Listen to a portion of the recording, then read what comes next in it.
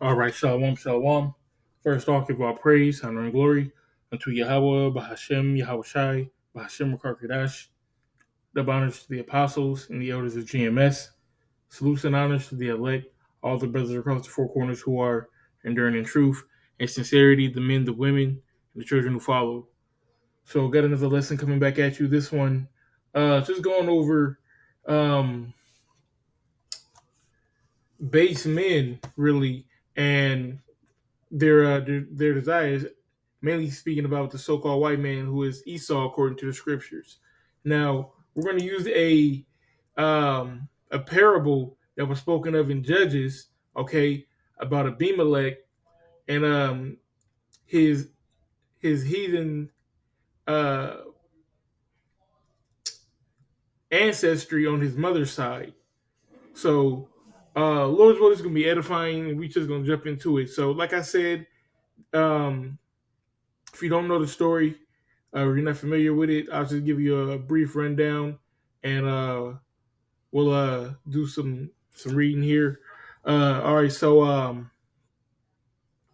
Gideon, Gideon, took down the Midianites, and he was a great man. All of Israel loved him. When he died, he had 70 sons, and one of his sons, Abimelech, who was a son by a concubine, so his mother was a heathen, decided that he wanted to take over, basically.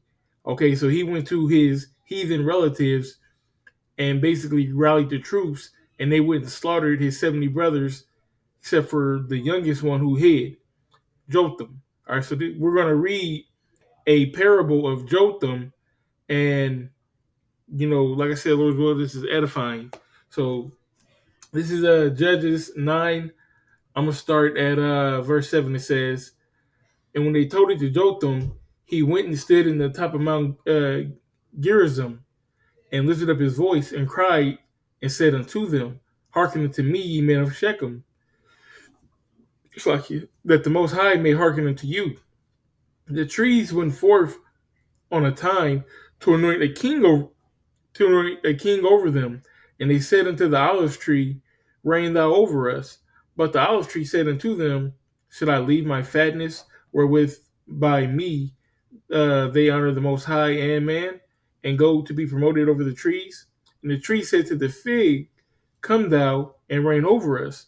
But the fig said unto them, Should I forsake my sweetness and my good fruit, and go to be promoted over the trees?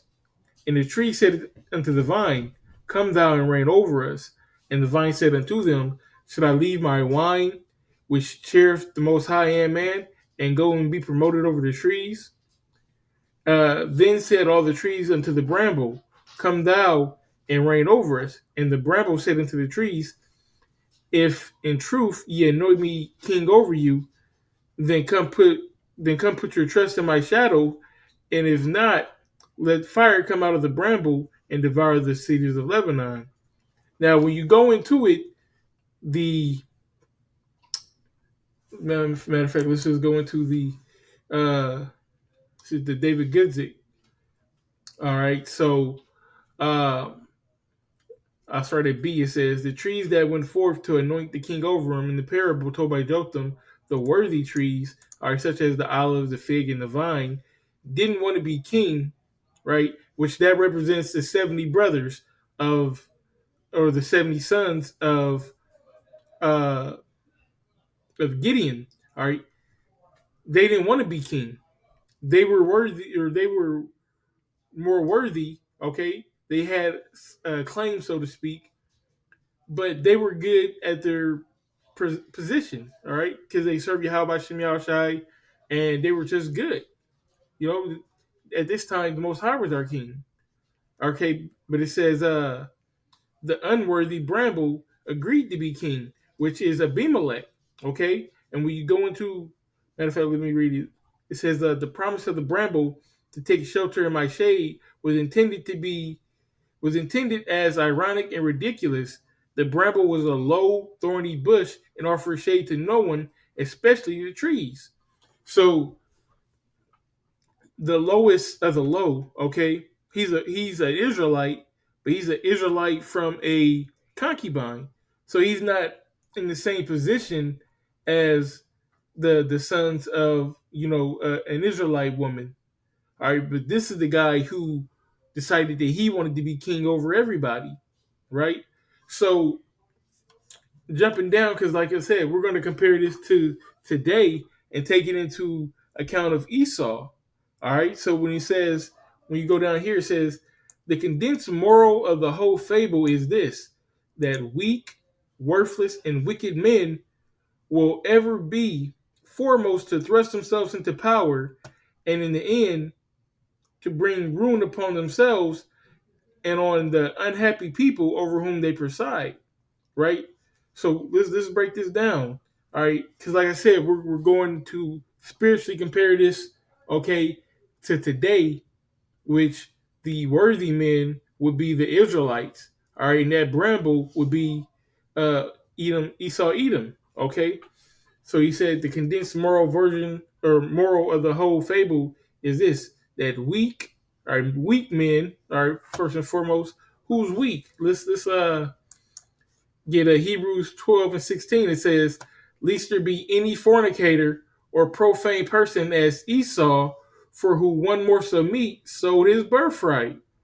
Right? Why did he sell his birthright for one morsel of meat? Because he was too weak to even let the food finish to get cooked. And he was, oh, I'm famished, brother. Let me eat, at least I die. He was weak. Okay. Also, it said that the younger soul served the. Matter of fact, let's get that. Matter of fact, hold on. Let's finish this. It says, "For ye know how that after he would have inherited the blessing, he was rejected, for he found no place of repentance, though he sought it carefully with tears." All right, that also goes into his weakness, but it says the younger shall serve.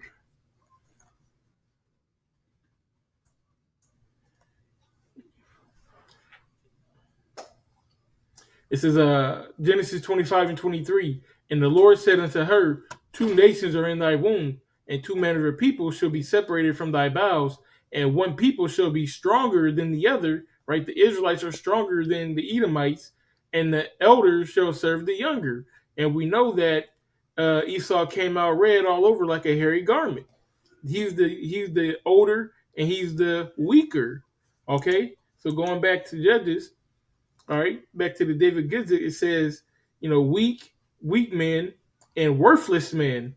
All right, let's go to Second Ezra 6 and 56. It says, "For as the other people which also come from Adam, thou hast said, hey, shut up, Slakia." Matter of fact, let me go up some. Ezra 6, and I start at 54. It says, "And after these, Adam also, whom thou madest Lord of all thy creatures, of him come we all, and the people also whom thou hast chosen, which are the Israelites," right? It says, "All this have I spoken before thee, O Lord, because thou madest the world for our sakes." Okay, this whole dwelling, the earth existence is for our sake. Okay, all right, and it says, "As for the other people, which also come from Adam, thou hast said that they are nothing." All right, they're worthless. They are nothing, but be like unto spittle, and have likened the abundance of them unto a drop that falleth from a vessel. So these people, starting with Esau on down, they're nothing. They're worthless compared to us. Okay, but they might as well be like spit. Okay, and imagine if you had a big jug of water, all right, and a drop fell from that jug of water. You're not going to trip because that drop fell. You got a whole jug, and that's how the Lord feels about the heathen. Okay, so now we're going over weak men and worthless men. It says, "And wicked men." All right, let's go into wicked men. This is Job 30 and 8. It says that they were fools, yet children of base men. They were viler than the earth. All right, speaking of the so-called white man. All right, they're viler than the earth. just wicked to the core. Let's get that. Let's see what it says in the KJ or the NLT first. It says they were nameless fools, outcasts from society. All right. Let's get this word. They were revilers. It says Nacha. It says to strike, to scourge, to smite.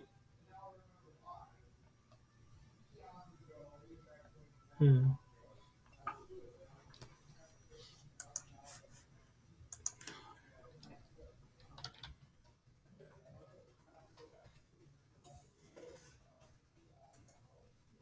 We go in the vowel. It says morally repugnant, morally flawed, corrupt, wicked, of no value, of inferior quality, disgusting, foul, ugly, degrading, humiliating, of a low estate, without worldly honor or esteem.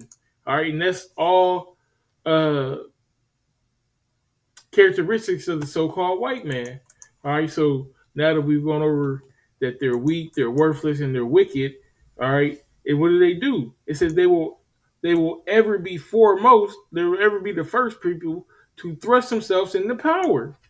All right, Esau always wants to put himself in power. All right, going back to the Greeks, the Romans, coming out of the Dark Ages into the Renaissance, and in these times, man, they're foremost to thrust themselves into power. So, of course, we got the famous, Job 9:24. The earth is given into the hand of the wicked. He covered the faces of the judges thereof. If not, where and who is he? Right? He covered the faces of the judges. He covered the face of Yahushai and said that Yahushai was a so-called white man. All right, all the great men during time, he depicts them in movies and in art as being a so-called white man. All right, and he runs the world. All right, the Most High set it up this way so that he can be judged for the wickedness that he places upon the world. Okay, this is Psalm 73. Let me see. I'll just start at verse 1. It says, a psalm of Asaph. Truly, the Most High is good to Israel, even to such that are of a clean heart. But as for me, my feet were almost gone. My steps had well nigh slipped, for I was envious of the foolish when I saw the prosperity of the wicked. Right? So we see, Esau flourishing. Okay, but he says, "For I was envious at the foolish when I saw the prosperity of the wicked. For there are no bands in their death, but their strength is firm." Right? There's no limits, to how far they'll go. All right, they are not in trouble as other men. Neither are they plagued like other men. They don't have the same issues that we go through. We have to live paycheck to paycheck. All right, we get followed by the police and pulled over for no apparent reason. All right, we're the last hired, first fired. They're not in trouble like us. Okay, it says, therefore, pride compasses them about as a chain, and violence covers them as a garment. Right, they're the wicked. They're in rule. So you're gonna see that pride is gonna just like you got like a dookie chain on your neck, and you can see it in plain sight. That's how wickedness is to the so-called white man.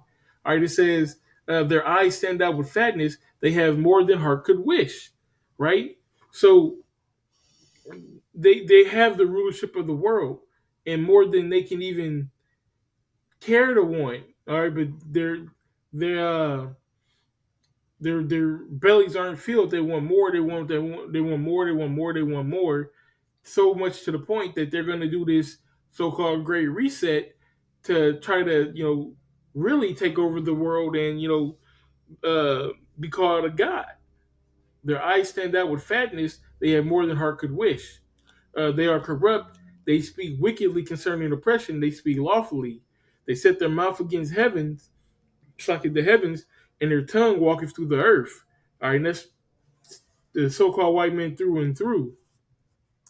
All right, going back, so they will ever be foremost to thrust themselves into power, and in the end, to bring ruin upon themselves. So, as ambitious as the so-called white man is, he's going to bring ruin upon himself. All right, this is Psalms chapter 7, verse 15, it says, he made a pit and digged it, and is fallen into the ditch which he made. Okay? Because the so-called white man, he thinks that he's doing everything to set up this new world order or a great reset, whatever they want to call it. But he doesn't know he's digging the pit for himself. All right. And once he digs the ditch, he's going to fall in it. He's not going to be able to get out. All right. The Most High is going to come back and upset him. Okay. The men of the Lord are going to receive spiritual powers and it upset him. All right. The angels, which are so called UFOs, as people know them. All right. But we know that there are angels in those chariots. They're going to come back and upset him. All right. And America will be destroyed and the elect will be saved from out of Babylon. All right, it says, and in the end, they will bring ruin upon themselves and on the unhappy people whom they preside. Right, because when you go into it, all right, Proverbs 29:2, when the righteous are in authority, the people rejoice. But when the wicked bear rule, the people mourn. So yeah, we're mourning right now because the wicked bear rule. All right, but once you know the elect starting with Yahweh Ba'Shem Yahushai on down, are set up in their rightful place, and righteous will be in authority. Okay, then the people will rejoice. All right, and everything will be made right. But I just thought it was a good comparison. Comparing the bramble and here, which was Abimelech, an unworthy son, and comparing that to uh, Esau, who is unworthy as well. And our Lord's word was edifying. And I want to give all praise, honor, and glory unto Yahweh, Bahashem, Yahushai, Bahashem, Kadash. Double honors to the apostles and the elders of GMS. Salutes and honors to the elect, all the brothers across the four corners who are enduring in truth and sincerity, the men, the women, and the men, the women, and the children who follow. Shalom.